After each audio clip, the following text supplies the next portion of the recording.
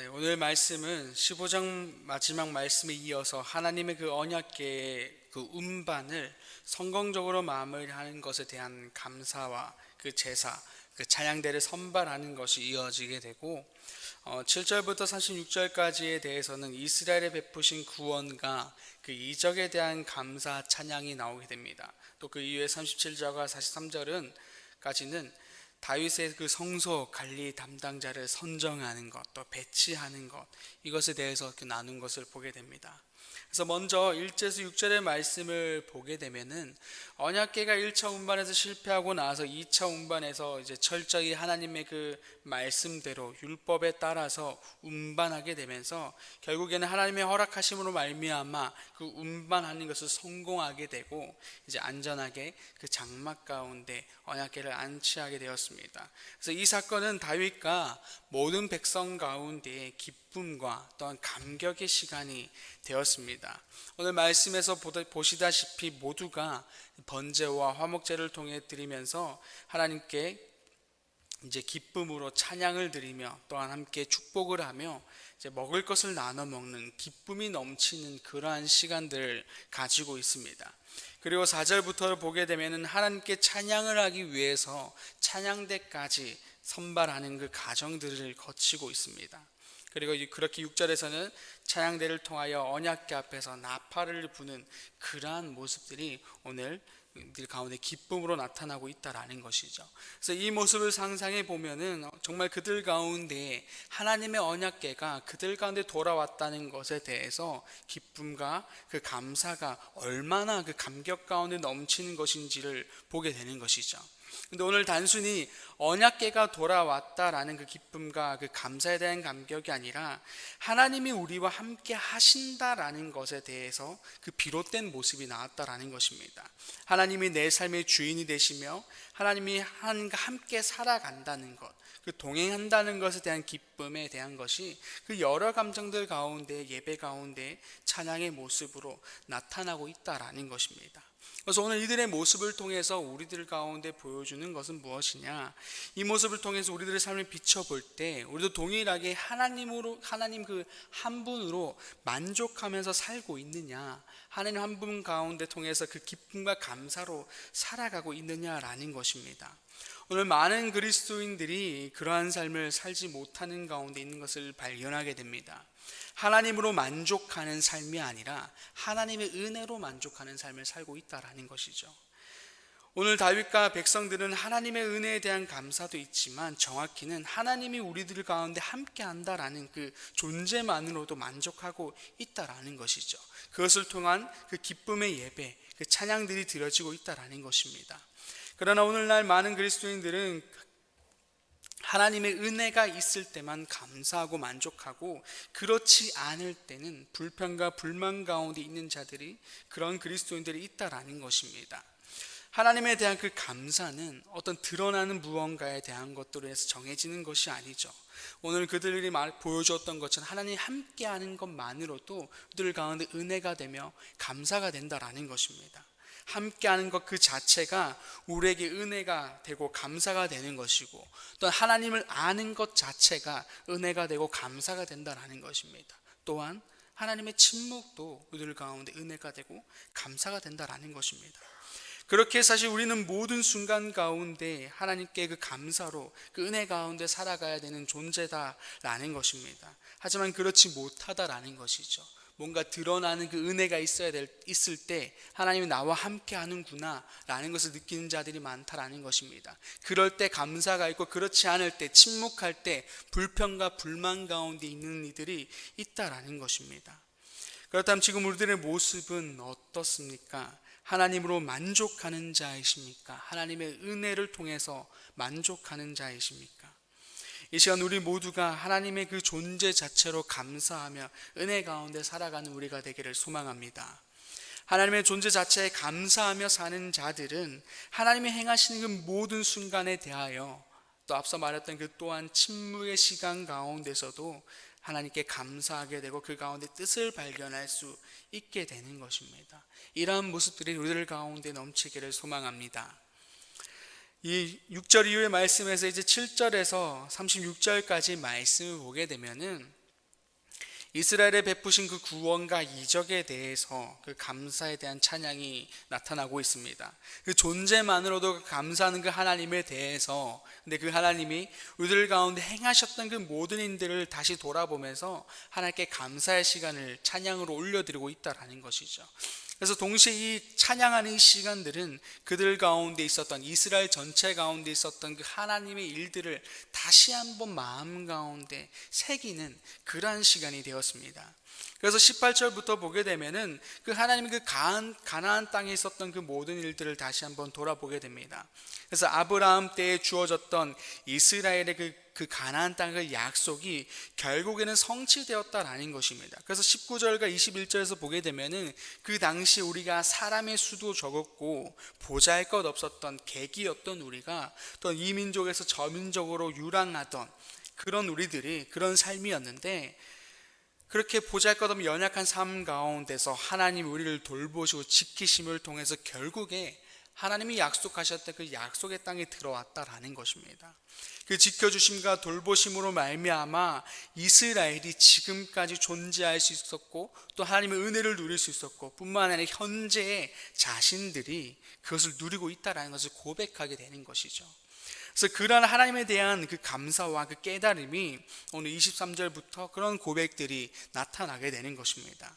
우리 25절에서 28절까지의 말씀을 함께 좀 같이 읽어보겠습니다. 25절에서 28절까지의 말씀입니다. 여호와는 위대하시니 극진히 찬양할 것이요 모든 신보다 경외할 것이며 만국의 모든 신은 헛것이나 여호와께서는 하늘을 지으셨도다. 존귀와 위엄이 그의 앞에 있으며 능력과 즐거움이 그의 처소에 있도다.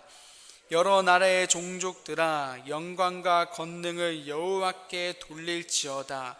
여호와께 돌릴지어다. 아멘. 오늘 그런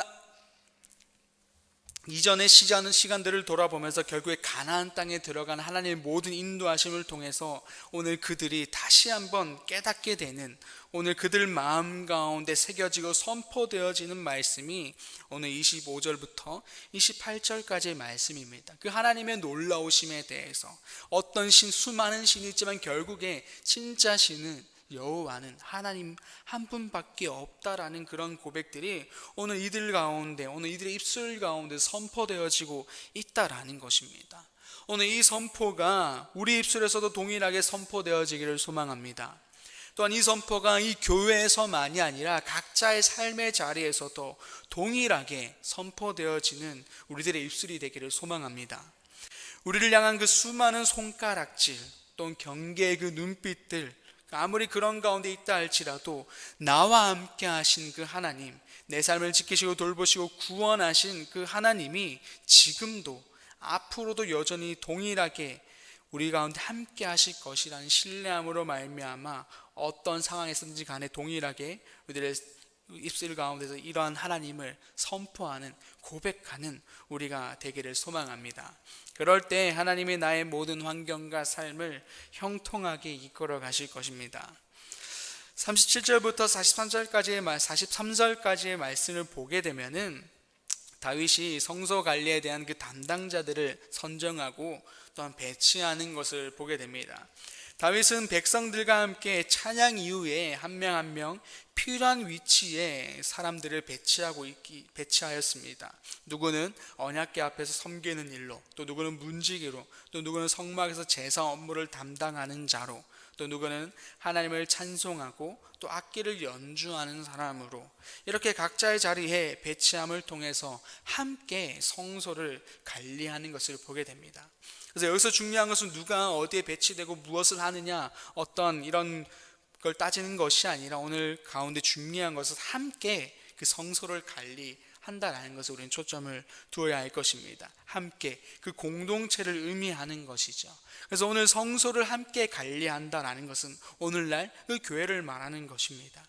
즉 성소를 공동체가 관리하는 것처럼 오늘날에도 동일하게 서로가 공동체가 되어서 함께 관리해야 한다라는 것을 말해주고 있는 것입니다. 그리고 이 공동체의 목적은 교회가 닿을 수 있도록 하는 것, 또 예배가 예배다울 수 있도록 하는 것에 초점이 맞추어진, 하나님을 향해 초점이 맞추어진 공동체다라는 것입니다.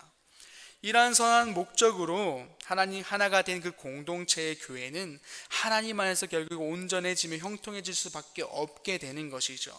또한 진정한 하나님의 그 임재의 상징이 되는 교회가 될 수밖에 없다라는 것입니다. 이 시간 우리들도 이러한 공동체가 되기를 소망합니다. 또한 우리 교회가 이러한 교회가 되기를 소망합니다. 예배가 예배답고 또한 교회가 교회다운 교회로 나아가는 것, 하나님 안에서 온전한 교회가 되는 그러한 시간이 되기를 소망합니다. 각자가 또한 공동체가 교회를 위해 기도하며 필요한 곳에 마땅히 자신을 드리며 또한 헌신을 통해서 하나님이 원하시는 교회로 만들어가는 기쁨이 이 시간 우리 모두 가운데 있기를 소망합니다.